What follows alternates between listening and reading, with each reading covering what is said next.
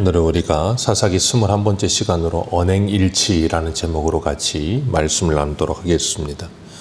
앞에서 전쟁에서 하나님께서 기드온에게 승리를 주시고 이제 그 남은 잔당들을 참멸하기 위해서 기드온이 쫓는 모습을 보았습니다. 기드온이 300명을 데리고 세바와 살문나를 추격하는데 중간에 힘들어서 숫곳하고 분우엘 가서 떡을 달라고 우리 도와달라고 했을 때 그들이 거절합니다. 그랬더니 기드온이 그들에 대한 서운함과 그 거절함으로 인해서 무섭게 복수를 다짐하죠. 내가 돌아올 때 들가시와 찔레로 너희들을 찢을 것이다.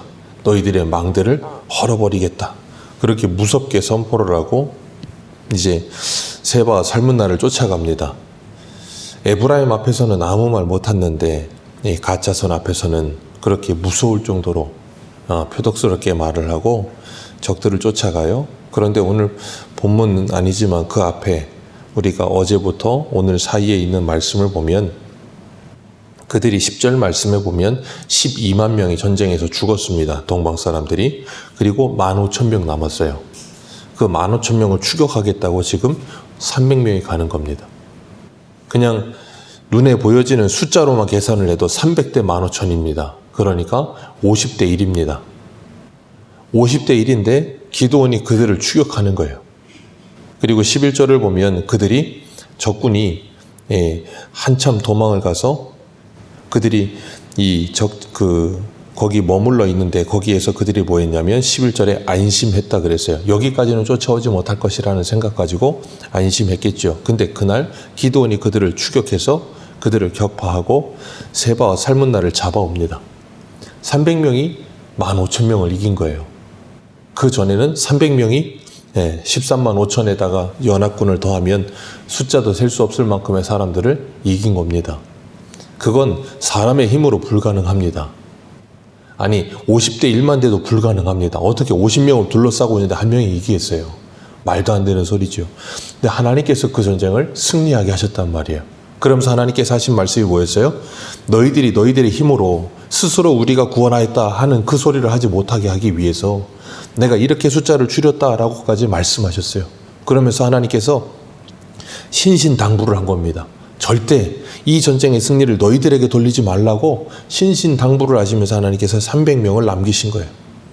그런데 문제는 기드온이 거기서 사로잡은 세바와 살문나를 데리고 숫곳으로 찾아옵니다. 찾아오는 중에 한 소년 만나서 신문합니다. 그 숫곳에 있는 장로들, 방백들, 리더들이 어디 있느냐. 그들 명단을 대라 하면서 명단 리스트하고 그리고 그들이 어디 사는지까지 다 알아보고 나서 그들을 찾습니다. 찾아가지고 77명의 사람들의 명단을 가지고 그들을 찾아오고 그들 앞에 가요. 그리고서 뭐라 그러는가 하면 이 기드온이 참 뒤끝이 있어요. 이 15절 말씀 같이 한번 읽어봅니다. 15절입니다. 시작. 기드온이 숫곳 사람들에게 이르러 말하되 너희가 전에 나를 희롱하여 이르기를 세바와 살문나의 손이 지금 내 손 안에 있다는 거냐. 어찌 우리가 내 피곤한 사람들에게 떡을 주겠느냐 한 그 세바와 살문나를 보라 하고 자기를 희롱하고 자기를 무시하던 사람들에게 세바 살문나 잡아가서 어디 봐라. 니들이 그렇게 말했는데 여기 진짜 봐라. 내 손에 세바 살문나 있지 않느냐. 그리고 나서는 들가시와 찔레를 가지고 숫곳 사람들을 징벌하고 그 다음에 분우엘 가서는 망대를 허물어서 성읍 사람들을 죽여버립니다. 이 집하고 어디라고요? 갓집합니다. 자기 동족이에요. 그런데 이런 안타까운 일을 기드온이 하는 거예요. 참 안타깝죠. 하나님께서 은혜를 주셔서 승리했는데 기드온은 하나님의 은혜로 승리했음에도 불구하고 자기를 희롱하고 자기를 무시하는 이 사람들을 견디지 못하고 가서 죽여버리는 거예요. 원수를 갚아버리는 거예요. 그리고 난 후에 이 세바와 살문나에게 이야기합니다. 너희들이 이 18절을 보면 다볼에서 죽인 사람들이 어떠하더냐 그랬더니 그 세바 살문나가 그래요. 다볼에서 죽인 사람들은 기드온 노아 같고 왕자의 모습들과 같았다. 그러니까 기드온이 하는 말이 그들이 진짜 내 형제다. 그래서 하는 말이 너희들이 만약에 그 내 형제들을 살렸다라면 내가 너희들을 죽이지 않았을 텐데 너희들이 내 형제들을 다 죽였기 때문에 나도 너희들을 죽이겠다 하면서 자기 맏아들을 부릅니다. 기드온의 맏아들 20절에 보면 여델이라고 하는 아이를 데려다가 칼을 뽑아서 그들을 죽이려고 했더니 이 아이가 어린 거예요. 그러니까 어린애가 칼을 뽑아 상대방을, 이 적장들을 죽인다는 게 쉽겠습니까? 그러니까 무서우니까 칼을 빼지 못하고 있어요. 그러니까 이 세바와 살문나가 기드온에게 그래요. 21절입니다. 같이 읽습니다. 시작. 세바와 살문나가 이르되 내가 일어나 우리를 치라. 사람이 어떠하면 그의 힘도 그러하니라 하니 기드온이 일어나 세바와 살문나를 죽이고 그들의 낙타목에 있는 초승달 장식들을 떼어서 가지니라. 아멘. 사람이 어떠하면 그 힘도 그러하니라. 그 말은 뭐냐면 우리가 이 어린아이에게 죽는 이 비참함을 주지 말고 네가 우리를 죽이라는 거예요. 죽어도 적장에게 죽겠다는 겁니다. 그래서 기드온이 일어나서 그들을 죽입니다. 그리고 난 다음에 한 일이 뭐냐면 기드온이 낙타의 목에 있는 초승달 장식을 떼어갔다는 거예요. 이 미디안 사람들, 동방 사람들이 섬기는 하늘의 달신, 그 달신 모양을 본떠서 만든 장식이 초승달 장식이거든요. 그러니까 우상 숭배할 때 썼던 그 장식을 가져가는 거예요, 기드온이. 뭐 전쟁에 승리했으니까 그걸 가져갈 수도 있다고 생각을 해요. 근데 지금 이 전쟁을 하나님께서 허락하셨는데, 그리고 하나님이 이 전쟁 시작하실 때 바알과 아세라상을 제단을 찍어버리고 꺾어버리게 하셨는데 굳이 이걸 가져갈 필요가 있을까 하는 생각인데 기드온이 이걸 가지고 가요, 전리품으로. 그리고 난 다음에 22절을 보면 그때 이스라엘 사람들이 기드온에게 뭐라 그래요? 당신이 우리를 미디안의 손에서 구원하셨으니. 대번에 이스라엘 백성들이 전쟁에 승리하고 돌아오는 기드온을 향해서 이 말을 합니다. 당신이 우리를 이스라엘 손에서 구원하였으니, 미디안 손에서 구원하였으니. 기드온이 한 거 아니거든요. 하나님이 하셨거든요. 근데 백성들은 대번에 기드온에게 가서 당신이 이 구원을 이루었다라고 말하면서 당신과 당신 아들, 당신의 손자까지 다 우리를 다스려 달라고. 참 안타까운 모습을 보아요. 하나님께서 그렇게 경고하시고 그렇게 조심하라고 말씀하시면서 300명을 남기셨는데 전쟁에서 승리하자마자 백성들이 아니라 기드온이 이 일을 했다라고 기드온에게 영광을 돌리고 있는 거예요. 하나님이 가장 경고하셨는데 기드온이 그 말을 듣고 23절에 말합니다. 같이 읽습니다. 시작. 내가 너희를 다스리지 아니하겠고 나의 아들도 너희를 다스리지 아니할 것이요 여호와께서 너희를 다스리시리라 하니라. 기드온이 그럽니다. 여호와께서 너희를 다스릴 것이다.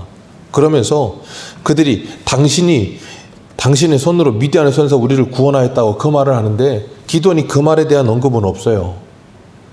내가 한 게 아니고 하나님께서 이 전쟁에 승리하게 하셨다는 말은 없고 내가 이 나라를 다스리지 않고 하나님이 이 나라를 다스릴 것이다 라고 말을 합니다. 이게 기드온의 연약함이에요. 왜냐하면 그 모든 영광을 자기가 취해가는 겁니다. 이 모습은 우리에게도 있어요. 우리가 어떤 일을 할 때 꼭 일을 하다 보면 하나님께서 하셨음에도 불구하고 그것을 자꾸 사람에게 돌리는 경우가 꽤 있거든요. 교회에서도 사역하다 보면 어떤 교회에서 프로그램을 하거나 사역을 하면 대번에 그 모든 일이 끝나면 누구에게 수고하셨다 그래요? 목사님 수고하셨다고. 예, 맞습니다. 사람이 수고했죠. 근데 그 모든 걸 사람이 한 일이 아니라 하나님이 은혜를 주셔서 하나님의 은혜로 한 것인데 그 모든 공로가 사람에게 돌아갈 때가 꽤 많아요. 목회자에게 아니면 수고한 사람들에게 그 공로를 자꾸 돌리는 경향이 꽤 있습니다. 하나님이 그걸 가장 싫어하십니다. 그 모든 공과 영광이 하나님께 돌아가기를 원하시지 사람에게 돌아가기를 원하지 않으세요. 근데 자꾸 그런 것들을 자꾸 받아 누리기 시작하고 그것을 자꾸 당연시 여기기 시작하다 보면 우리도 모르게 기드온처럼 실수를 하게 되는 거예요. 내가 다스리지 않겠다. 하나님이 다스릴 것이다.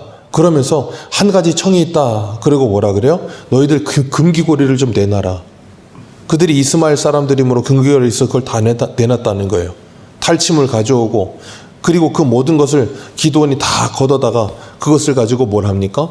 금 에봇을 만들어요. 에봇은 제사장이 입는 옷입니다. 제사장이 이 세마포 옷 겉에다가 에봇을 이렇게 견장을 띄어가지고 양쪽에 보석 달고 가슴에다가 12개의 보석을 달아서 12지파를 상징하는 그 보석들을 달아놓고 대표해서 하나님께 나아가서 우림과 둠림으로 하나님의 뜻을 묻는 옷이 에봇이에요.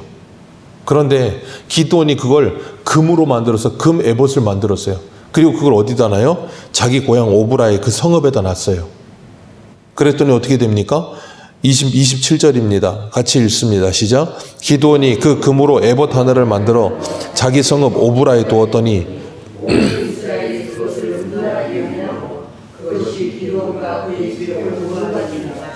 예. 기드온이 왜 이걸 만들어 이해를 못하겠어요. 그리고 이것을 만들어서 자기 성읍에다 놨더니 사람들이 뭐합니까? 거기 와서 음란하게 그것을 위하더라는 거예요. 그 말 음란하게 그걸 위했다는 건 뭡니까? 그걸 따랐고 그걸 섬겼다는 거예요. 실로에 가서 하나님의 뜻을 묻는 게 아니라 기드온에게 가서 하나님의 뜻을 묻기 시작하는 거예요. 기드온은 분명히 입으로 뭐라 그랬습니까? 내가 나라를 다스리지 않는다. 하나님이 다스릴 것이다. 말은 했지만 그의 행동은 지금 뭐하고 있어요? 제사장들이 해야 될 일을 자기가 하고 있는 거예요. 그리고 28절에 보면 미디안이 이스라엘 자손 앞에서 복종하여 다시는 머리를 들지 못합니다. 하나님께서 기드온을 통해서 승리하게 하시고 40년 동안 그 땅이 평온했어요. 그리고 기드온이 자기 집에 돌아갑니다. 그리고 나서 아내들을 많이 두고 아이를 70명을 낳고 결정적인 게 31절이에요. 31절 같이 봅니다. 시작. 세겜에 있는 그의 첩도